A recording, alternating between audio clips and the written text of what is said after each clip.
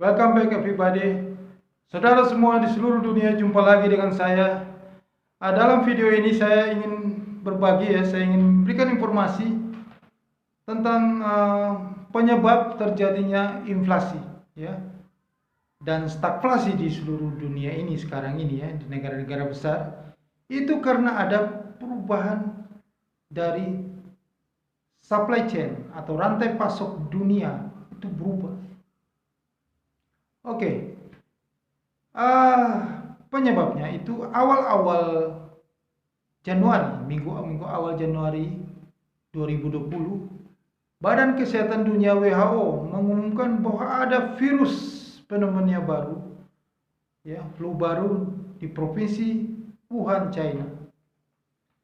Virus ini akhirnya menyebar keluar China, ke Asia, ke Eropa, ke Amerika, dan akhirnya pada tanggal 9 Maret 2020 WHO mendeklarasikan virus COVID-19 sebagai pandemi global. Nah, di saat itu kejadian luar biasa, bursa-bursa saham di seluruh dunia penurunan harga, jatuh dalam crash. Mau di Eropa, di Amerika, di Indonesia juga indeks saham gabungan jatuh karena kejadian angka kematian yang tinggi di Eropa, di Italia, di Belanda, di Prancis, dan juga di Amerika. Akhirnya setelah itu kita merasakan yang namanya istilah dunia baru, new normal, normal baru, di mana kita hidup terasing, hidup menyendiri, tidak berkerumun, lebih mulia daripada kita berkerumun. Kita harus jaga jarak, kantor-kantor harus bekerja di rumah, work from home, dan segala macam. Kita sudah kebiasaan lama dirubah ke kebiasaan baru. Inilah dampak dari pandemik, Nah, dampak dari sini akhirnya membatasi ruang gerak, mobilitas itu terhambat. Akhirnya disinilah penyebabnya membuat terganggunya, berubahnya rantai pasok atau supply chain, rantai pasok global di sini. Bukan hanya di Indonesia, rantai pasok global. Nah, dampaknya dengan Indonesia dan dunia pasti terjadi inflasi. Dampak dengan kita juga sama, kita akan mengalami hal yang sama, karena perubahan rantai pasok global ini, itu yang disebut dengan perubahan supply chain disrupsi, disrupsi itu perubahan besar-besaran, yang disebabkan oleh adanya inovasi yang mengubah tatanan bisnis ke taraf yang lebih baru. Nah, disrupsi itu namanya istilah disrupsi rantai pasok global. Dampaknya ke stagflasi, stagnasi ekonomi dan bersamaan dengan inflasi, harga-harga barang meningkat. Nah, kita lihat ini terjadi awalnya ini adalah di negeri China. Di negeri China itu sudah mengalami krisis listrik, krisis energi. Pertama kali disebabkan karena sejak membaiknya pandemi pada bulan September 2020, ekonomi mulai membaik. Pada saat yang bersamaan, China mengalami kekeringan di beberapa daerah. Akhirnya, pembangkit mengganggu produksi dari pembangkit listrik, tenaga air atau hidropowernya. Akhirnya China menggunakan batu bara. Hanya permintaan batu bara untuk konsumsi bahan bakar listriknya, untuk PLTA pembangkit listriknya meningkat tajam. Harga batu bara akhirnya naik tajam. Di saat harga batu bara naik tajam itu tidak disertai dengan rantai pasok di sini, karena dunia masih baru keluar dari ruang gerak mobilitas itu, jadi rantai pasok masih terhambat. Akhirnya harga batu bara melonjak tajam. Nah, di satu sisi juga China mendapat tekanan dari beberapa negara di luar, semua negara di dunia, karena isi perjanjian Paris untuk mengurangi emisi karbon, ya, penggunaan batu bara menuju energi nol bersih, ya, 1,5 sampai 2 derajat Celcius untuk perubahan iklim, ya. Dan juga ada penekanan di KTT perubahan iklim di Glasgow, Skotlandia yang berakhir kemarin minggu lalu November itu. Draft-draftnya juga menekan China untuk penggunaan batu bara. Semua menuju ke energi terbarukan untuk membuat udara bersih di sini, nol karbon di sini. Nah, disinilah mengganggu semuanya rantai pasok, ya. Akhirnya komoditas yang lain ikut naik, ya, gas, minyak, batu bara segala macam naik di sini. Nah, di sini Cina, supaya diketahui, ya, Cina adalah basis produksi dunia di sini, ya. Karena sebagian besar manufaktur, Cina juga memang hidupnya dari manufaktur, ya, sebagai 40%-nya dari manufaktur, dan juga seluruh manufaktur dunia basis produksinya di China. Nah, itulah yang membuat ongkos biaya produksi tinggi naik, ya. Karena biaya produksi naik, akhirnya merembet ke semua negara. Semua negara ikut naik biaya produksi. Karena Cina mengekspor inflasi, mengekspor harga yang tinggi, inflasi. Akhirnya semua negara juga kena dampaknya inflasi. Nah, inilah awal mula inflasi ini menjalar, ya, karena dari krisis listrik China, karena terganggunya rantai pasok di sini. Oke. Nah, apa dampaknya terhadap Indonesia? Ya. Yang jelas kita akan mengalami dampaknya. Kita juga akan mengalami inflasi karena terganggunya rantai pasok.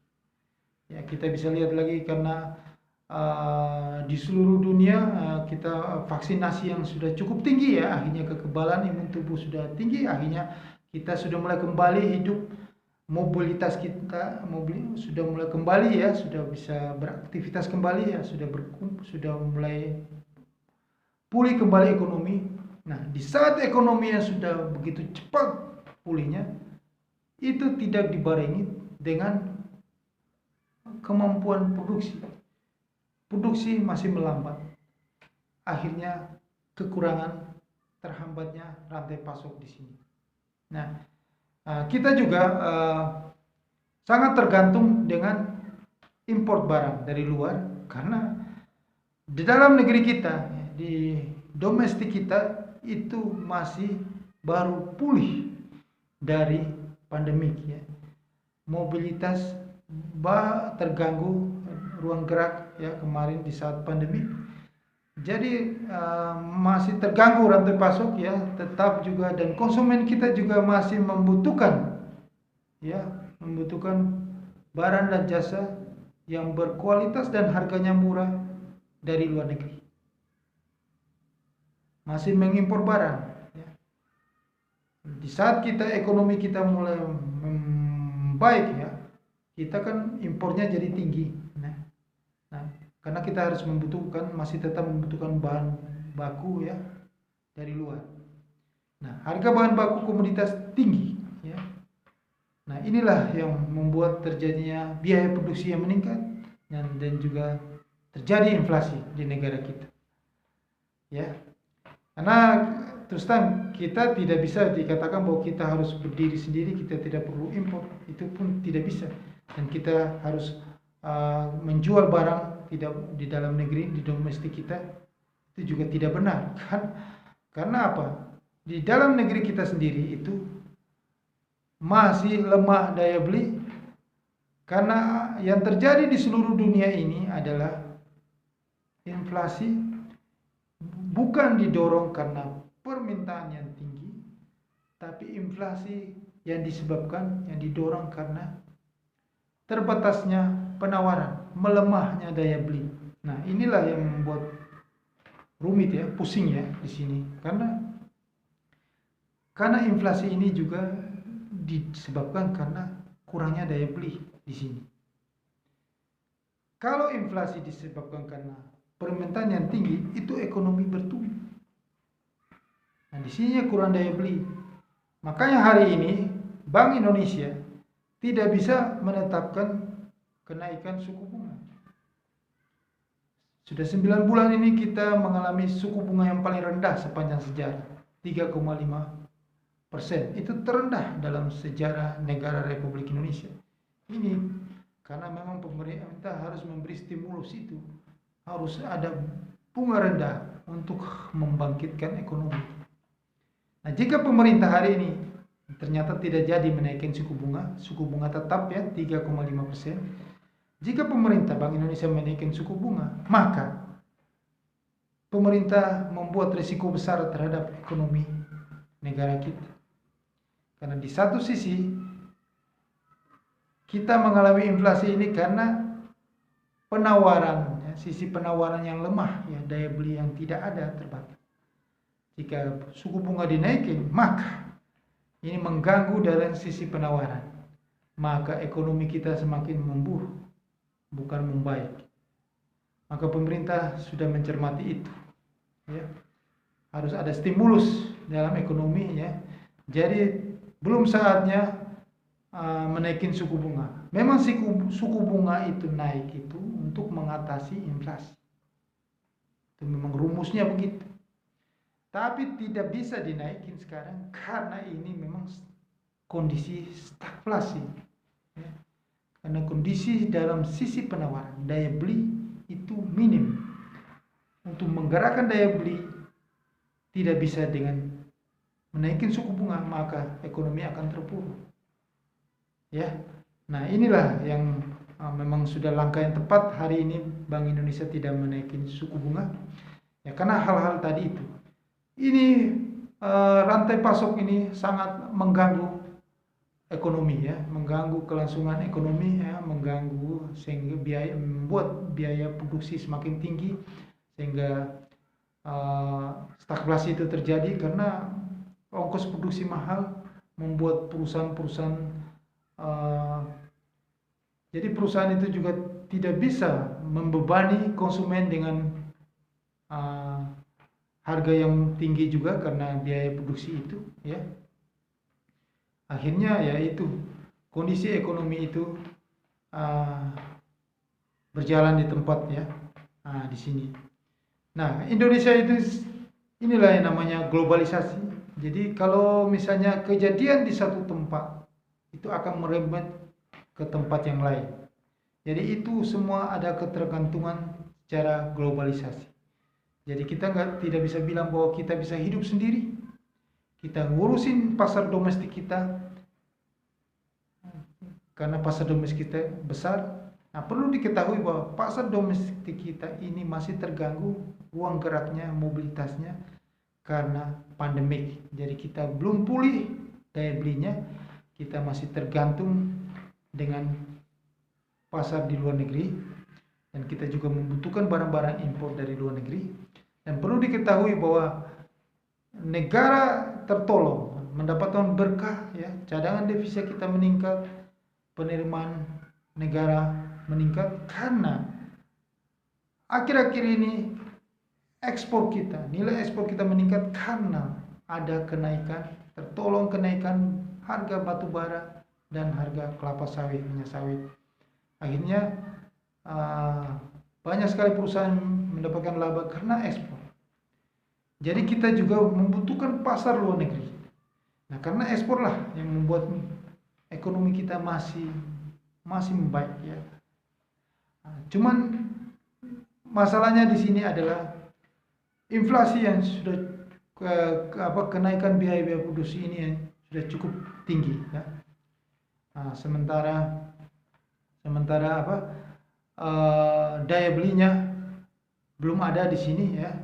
Jadi ini sangat terpengaruh sekali kita dan saya rasa selama rantai pasok global ini belum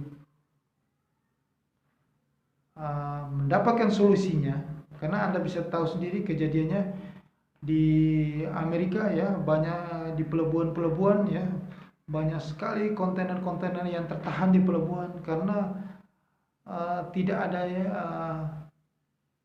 supir-supir, ya, yang mendistribusikan, tidak ada tenaga kerja yang mendistribusikan Nah, inilah mengganggu rantai pasok pendistribusian barang ya, dan juga di China ya.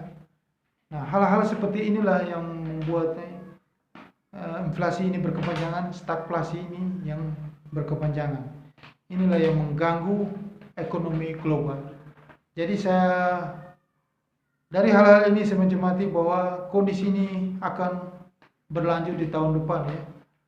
Ini akan menjadi semakin hari semakin buruk ya. Ya, kondisi stagflasi ini akan sangat buruk sekali, dan Cina memasuki musim dingin ini ya, Desember sampai Maret itu banyak sekali membutuhkan persediaan bahan bakar ya. Maka harga minyak, batu bara, gas itu sudah pasti melonjak tajam, dan juga otomatis mengganggu di sini adalah biaya produksi ya. Kita katakan bahwa Cina mengekspor inflasi, maka kita juga akan mengalami dampaknya sudah pasti ya. Di satu sisi ekspor kita meningkat ya karena ada kenaikan harga barang, di satu sisi juga kita produksi kita akan terganggu karena kenaikan biaya produksi. Maka kita akan mengalami yang namanya stagflasi di sini. Kalau kita mengalami stagflasi ini, maka dipastikan angka pengangguran juga akan tinggi di sini. Maka bahaya mengancam di depan di sini. Maka itu kedepannya benar-benar kita mengalami hal inflasi yang cukup tinggi di tahun depan. Anda bisa lihat sekarang harga minyak goreng sudah cukup tinggi ya, sedangkan daya beli yang menurun ya. Nah, perusahaan-perusahaan ya mungkin di luar komoditas ya akan mengalami kemunduran ya, akan mengalami stagnasi ya. Nah, ini mengganggu laporan keuangannya, dan kita bisa lihat nanti tahun depan ya apakah mereka bisa tetap survive atau hal-hal buruk akan terjadi ya. Karena kondisi ini akan berkepanjangan. Karena belum membaiknya rantai pasok ini ya. Rantai pasok belum membaik. Jika rantai pasok sudah membaik, maka harga-harga komoditi itu akan turun. Nah, yang dikhawatirkan lagi bahwa sudah ada berita-berita ya di akhir Desember ini, akhir tahun ini, bahwa virus COVID-19 itu melonjak lagi ya di China, di negara Eropa, dan sudah mendekati Asia ya. Kita dikhawatirkan jangan sampai ada gelombang ketiga lagi. Jika gelombang ketiga itu terjadi lagi, ada lockdown lagi, mengganggu mobilitas lagi, maka rantai pasok ini akan terus terganggu. Akan terganggu kembali rantai pasok ini, maka setelah berakhirnya virus ini, maka dunia akan mengalami inflasi yang cukup tinggi lagi ya, karena terganggunya rantai pasok lagi. Dan bukannya membaik malah memburuk. Jadi saya mengkhawatirkan memang di tahun 2022 ini kondisinya bukan akan membaik, tapi akan semakin memburuk. Sangat memburuk. Karena virus COVID-19 ini belum selesai. Ini akan mengganggu sekali mobilitas juga nanti dan mengganggu rantai pasok. Nah, inilah informasi yang bisa saya bagikan ya, karena saya mau katakan kepada Anda semua bahwa kondisi ekonomi itu belum membaik. Kondisi ekonomi itu masih terganggu dengan supply chain ini, rantai pasok ini. Karena dari rantai pasok ini akhirnya membuat inflasi dan membuat stagflasi di seluruh dunia. Karena dari sinilah melonjaknya harga-harga komoditas. Jika harga komoditas naik, inflasi tetap ada. Sekian video saya, semoga video saya ini selalu bermanfaat untuk Anda semua, untuk investasi Anda, untuk trading saham, atau untuk hal-hal yang berguna bagi kehidupan Anda.